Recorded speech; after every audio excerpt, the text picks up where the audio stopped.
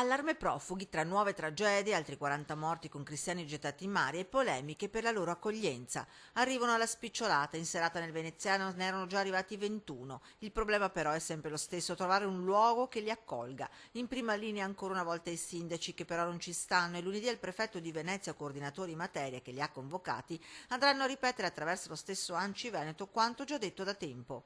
Continuiamo a ribadire che non ci sono immobili agibili, non ci sono risorse e c'è anche grande preoccupazione per le enormi altre emergenze che dobbiamo gestire.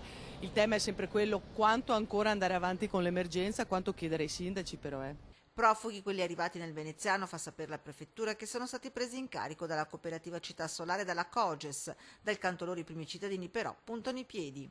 Dal punto di vista amministrativo devono trovare delle soluzioni altre, perché se siamo di fronte a un'emergenza non si possono fare le stesse pratiche amministrative e si devono liberare alcuni posti più in fretta perché non ce ne sono altri, cioè il tema è che non ci sono altri posti agibili.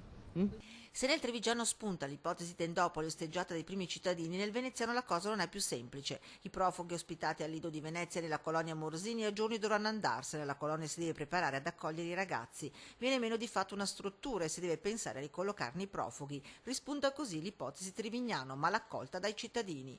È una cosa assurda, guardi, in centro città mettono sta roba qua, non lo so.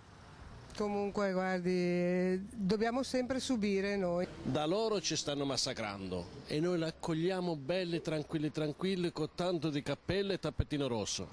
Assurdo, non ne possiamo neanche più neanche noi. Il governo incalza, i profughi vanno accolti e il prefetto di Venezia Domenico Cuttaia torna a bussare alla porta della Caritas di Jesolo, che però è già impegnata. Sicuramente fino a giugno non abbiamo disponibilità perché impegnati con i dublinanti. E la casa di Jesolo ha già un ritmo di impegni assunti, per cui sarà da valutare le eventuali possibilità. Dublinanti che sono coloro che sono sospesi, sono infatti profughi che hanno chiesto protezione nel nostro Stato e successivamente anche in un altro e per questo rinviati in Italia dove attendono che la loro posizione sia definita, un problema da risolvere all'interno del generale e difficile situazione dei continui sbarchi.